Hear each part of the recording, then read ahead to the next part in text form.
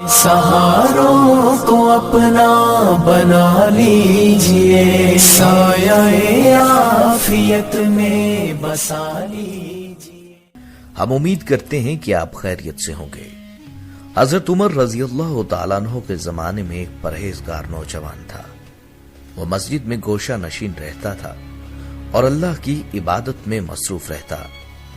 حضرت عمر رضی اللہ تعالیٰ عنہ کو وہ شخص بہت پسند تھا۔ اس جوان کا بوڑھا باپ زندہ تھا اور وہ شخص عشاء کی نماز کے بعد اپنے بوڑھے باپ سے ملنے روزانہ جایا کرتا تھا۔ راستہ میں ایک عورت کا مکان تھا۔ وہ اس جوان پر فریفتہ ہو گئی اور بہکانے لگی۔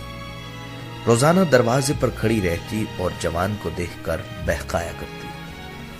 ایک رات اس شخص کا گزر ہوا تو اس عورت نے بہکانا شروع کیا، یہاں تک کہ وہ شخص اس کے پیچھے ہو گیا۔ جب وہ اس عورت کے دروازے پر پہنچا تو پہلے عورت اپنے مکان میں داخل ہو گئی، پھر یہ شخص بھی داخل ہونے لگا۔ اچانک اس نے اللہ کو یاد کیا اور یہ آیت اس کی زبان سے بے ساختہ جاری ہو گئی کہ بے شک جو لوگ خدا سے ڈرتے ہیں انہیں شیطان چھوتا ہے، وہ چونک جاتے ہیں اور ان کی آنکھیں کھل جاتی ہیں، اور پھر غش کھا کر وہیں دروازے پر گر پڑا۔ اندر سے عورت آئی، یہ دیکھ کر کہ جوان اس کے دروازے پر بے ہوش پڑا ہے، اس کو اپنے اوپر الزام آنے کا اندیشہ ہوا۔ چنانچہ اس نے اپنی ایک لونڈی کی مدد سے اس جوان مرد کو وہاں سے اٹھا کر اس کے دروازے پر ڈال دیا۔ ادھر بوڑھا باپ اپنے لڑکے کی آمد کا منتظر تھا۔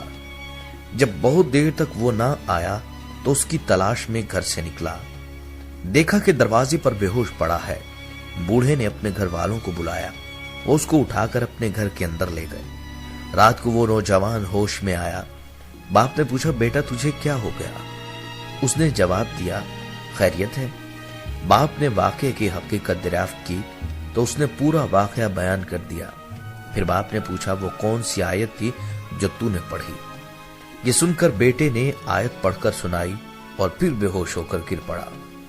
اس کو ہلایا گیا تو معلوم ہوا کہ وہ مر چکا ہے۔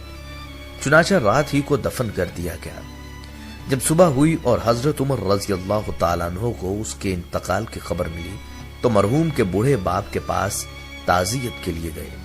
تعزیت کے بعد شکایت کی کہ مجھے خبر کیوں نہ دی۔ اس نے کہا، امیر المومنین رات ہونے کی وجہ سے اطلاع نہ دے سکے۔ حضرت عمر فاروق رضی اللہ تعالیٰ عنہ نے فرمایا، مجھے اس کی قبر پر لے چلو۔ قبر پر جا کر فرمایا، اے شخص، اس شخص کے لیے جو خدا سے ڈرتا ہے 2 باغ ہیں۔ اس شخص نے قبر کے اندر سے جواب دیا، اے عمر مجھے 2 جنتیں دے دی ہیں۔ اسی طرح کا واقعہ ہے کہ ملک شام کے شہر دمشق میں ایک نوجوان خوبصورت لڑکی روزانہ یونیورسٹی جاتی تھی۔ اسی یونیورسٹی میں اس کا والد ایک ڈپارٹمنٹ کا انچارج تھا۔ ایک دن چھٹی کے فوراً بعد بادل گرجنے لگے اور زوردار بارش ہونے لگی۔ ہر کوئی جاہ پناہ کی تلاش میں دوڑ رہا تھا۔ سردی کی شدت بڑھنے لگی۔ آسمان سے گرنے والے اولے لوگوں کے سروں پر برسنے لگے۔ یہ لڑکی بھی یونیورسٹی سے نکلی اور جائے پناہ کی تلاش میں دوڑنے لگی۔ اس کا جسم سردی سے کانپ رہا تھا، لیکن یہ نہیں جانتی تھی کہ اسے پناہ کہاں ملے گی۔ تو اس نے ایک دروازہ بجایا۔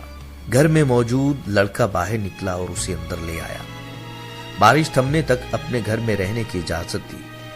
دونوں کا آپس میں تعارف ہوا تو معلوم ہوا کہ لڑکا بھی اسی یونیورسٹی میں پڑھتا ہے جہاں وہ خود زیر تعلیم ہے، اور اس شہر میں اکیلا رہتا ہے۔ ایک کمرہ، برآمدہ اور باتھ روم اس کا کل گھر تھا۔ نوجوان نے اسے کمرے میں آرام کرنے کو کہا اور اس کے پاس ہیٹر رکھ دیا اور کہا کہ کمرہ جب گرم ہو جائے تو وہ ہیٹر نکال لے گا۔ تھوڑی دیر لڑکی بستر پر بیٹھی کانپتی رہی۔ اچانک اسے نیند آ گئی تو بستر پر گر پڑی۔ نوجوان لڑکا ہیٹر لینے کے لیے کمرے میں داخل ہوا تو اسے بستر پر سوئی ہوئی یہ لڑکی جنت کی حوروں کی سردار لگی۔ وہ ہیٹر لیتے ہی فوراً کمرے سے باہر نکل گیا، لیکن شیطان جو اسے گمراہ کرنے کے موقع کی تلاش میں تھا اسے وسوسے دینے لگا۔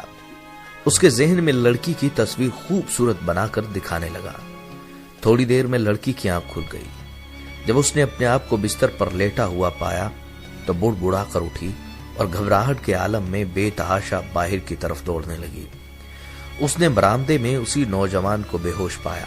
وہ انتہائی گھبراہٹ کے عالم میں گھر کی طرف دوڑنے لگی اور پیچھے مڑ کر بھی نہ دیکھا، یہاں تک کہ اپنے گھر پہنچ کر باپ کی گود میں سر رکھ دیا، جو کہ پوری رات اسے شہر کے ہر کونے میں تلاش کرتا رہا۔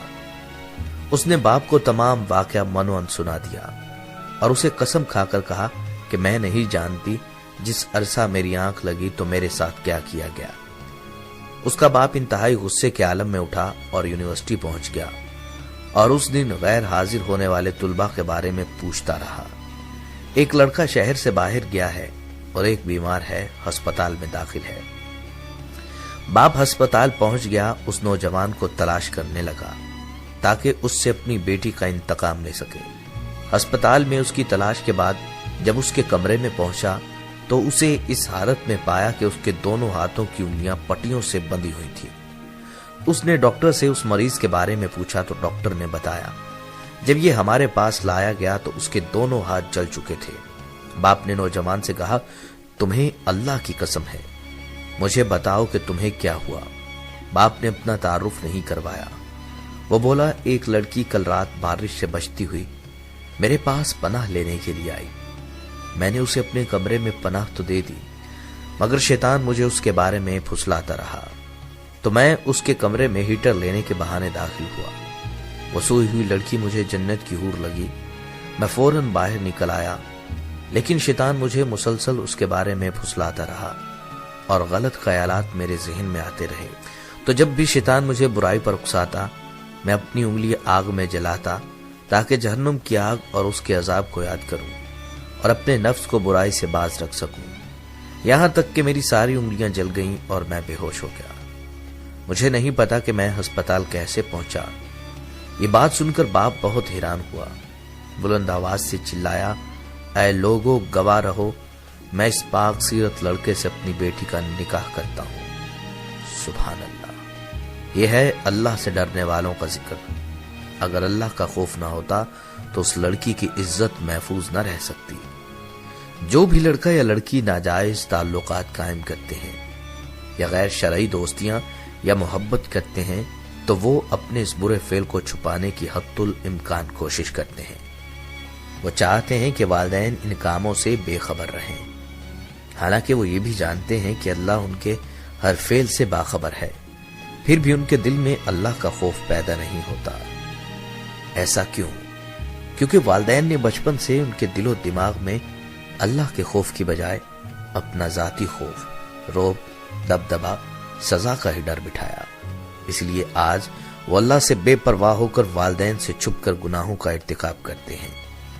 اور ایسے بھی والدین ہیں جنہوں نے اپنی اولاد کی تربیت خوف خدا پر کی، تو ان کی اولاد نے ہمیشہ برائیوں سے اپنے آپ کو باز رکھا اور ہمیشہ اللہ کی بڑائی کو سامنے رکھ کر ہر قسم کی برائی سے محفوظ رہے۔